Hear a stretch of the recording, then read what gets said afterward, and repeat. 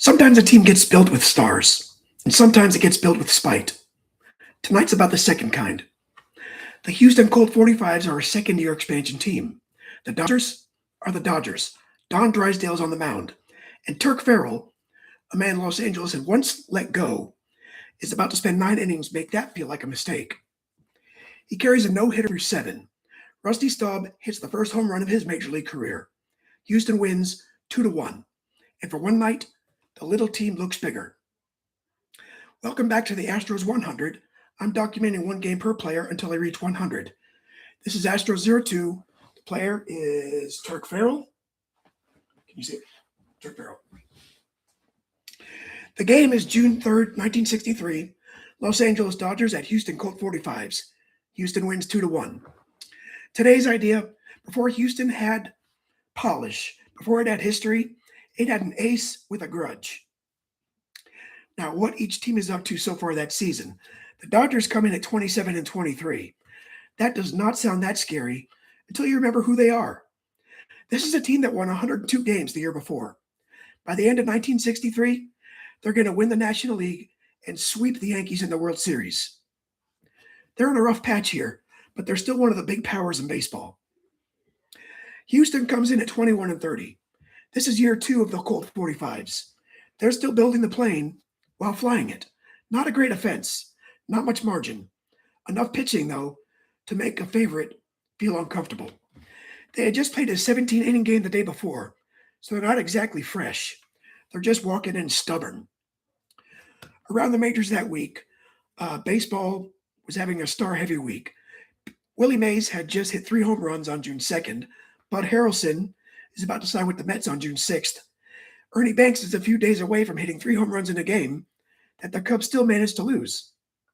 So this week has noise, big games, big names, big headlines. And then there's this game, quiet by comparison, tight, mean. Just one swing, one ace, and one pennant contender getting taken out the hard way. All right, let's get into the managers and starting pitchers. Houston is managed by Harry Kraft, an old baseball hand, the first manager in franchise history, the kind of guy expansion teams need because somebody has to keep the whole thing from shaking apart. The Dodgers are managed by Walter Alston, and that's a different category entirely. Hall of Famer, one of the defining managers of his era. Calm face, giant resume. For Houston, the starter's Turk Farrell, Boston kid, survived childhood polio, came up with the Phillies, all-star by 1958.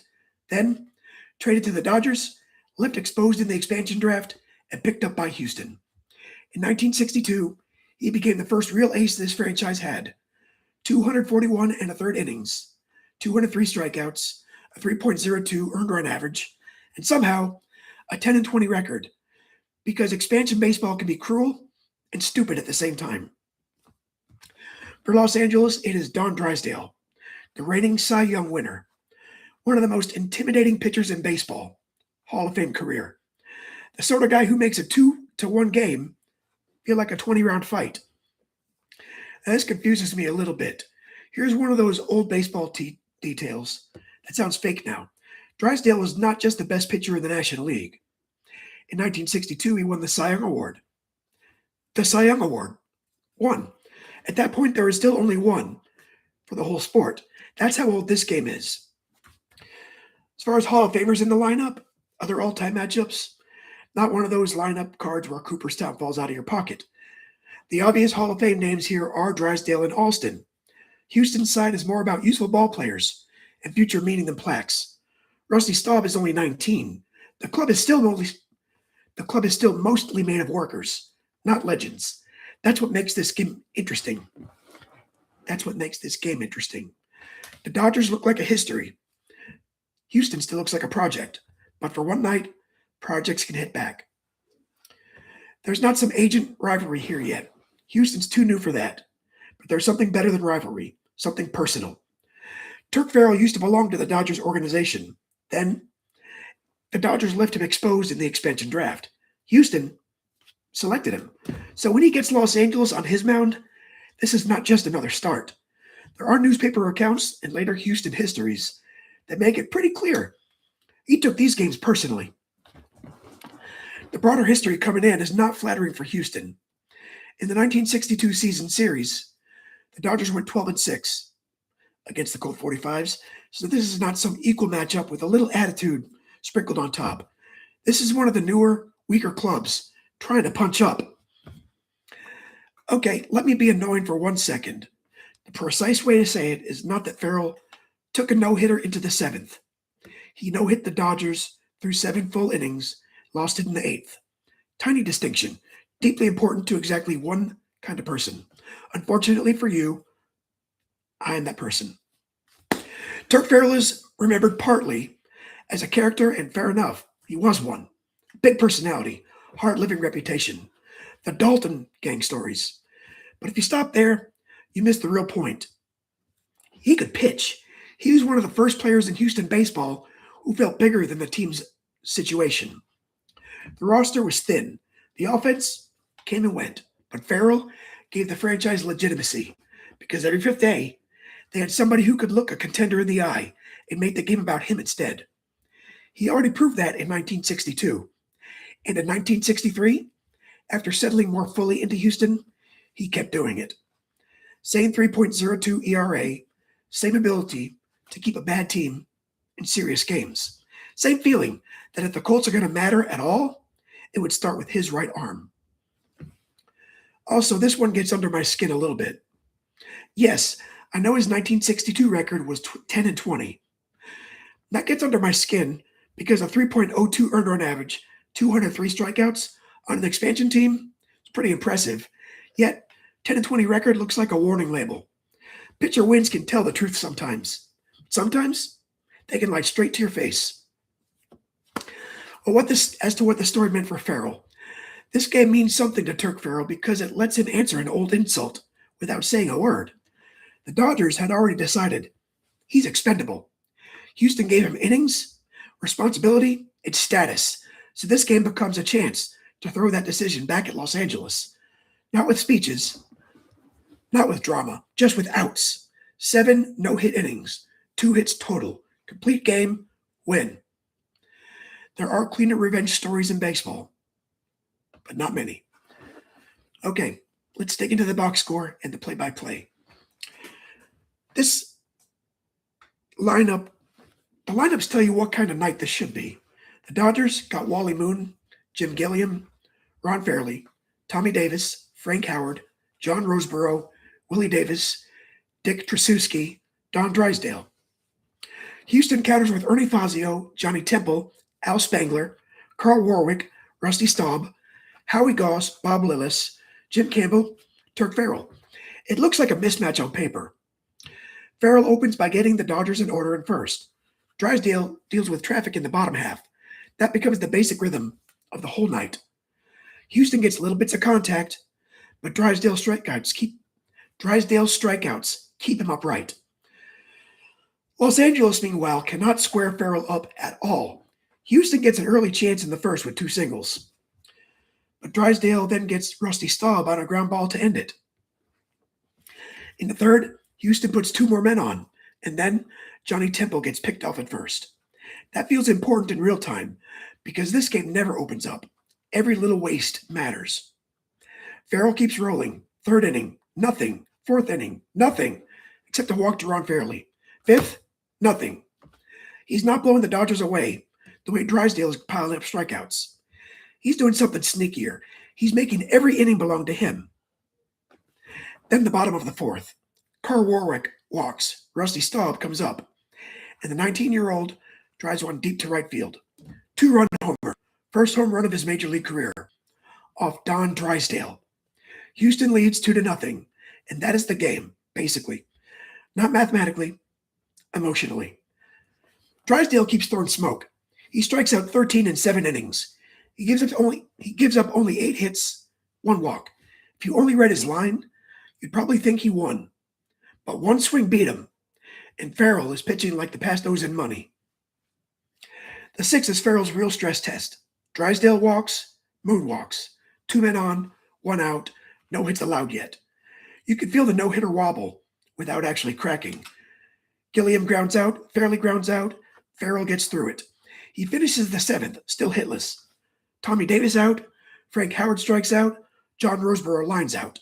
7 full innings, no hits, against the Dodgers, against that lineup, against that uniform.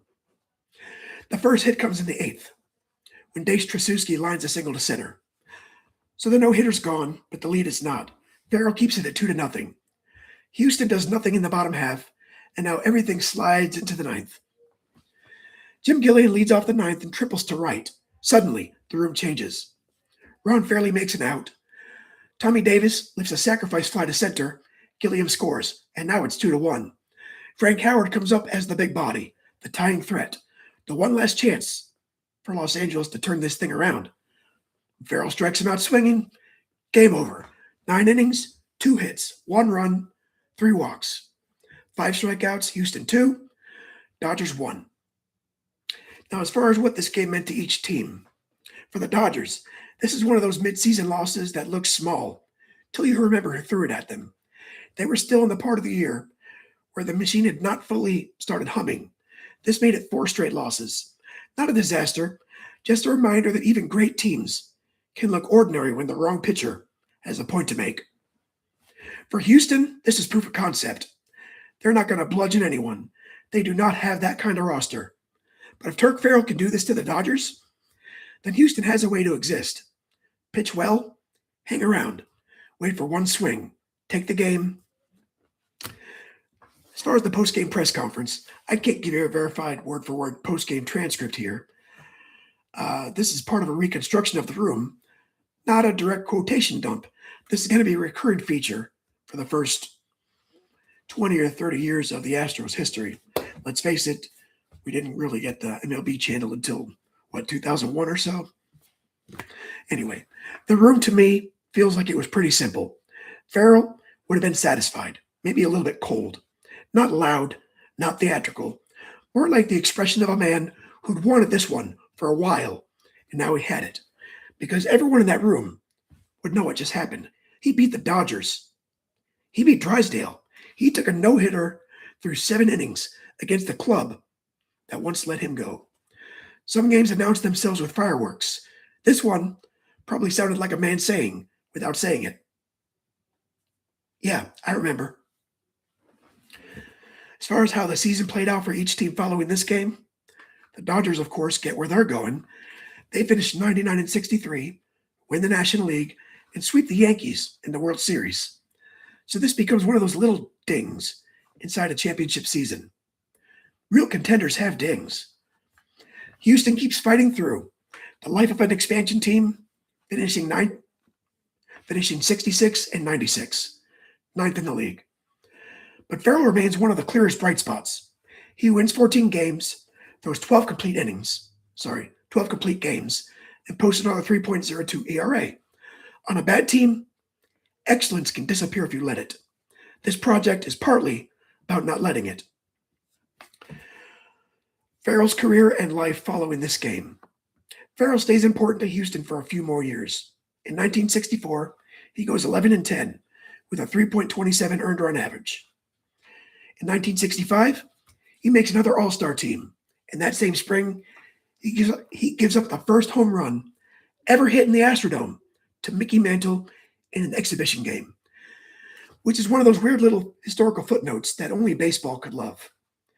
Houston eventually moves on from him, and Farrell's career winds down through Philadelphia and other later stops. After baseball, he works for Brown and Root. In 1977, he's killed in a car crash in England at the age of 43.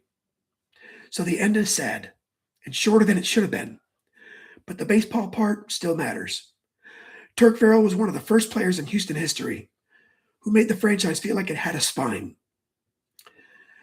As for your next episode, next time, Ken Johnson. April 23rd, 1964, against Cincinnati. The hook is unbelievable. Even when you know it's the truth, Ken Johnson throws a no-hitter through 9 complete innings, complete game. And somehow he loses. 1-0. It's still the only official 9-inning no-hitter ever lost by the pitcher who threw it. That is where we're going next. That was Astros02, Turk Farrell, versus the Los Angeles Dodgers. Don Drysdale on the other side. Rusty Staub with the first home run of his career. 7 hitless innings, 1 run allowed, complete game win. Early Houston baseball was not polished. It was not glamorous. It was not going to scare anyone. But on nights like this, it did.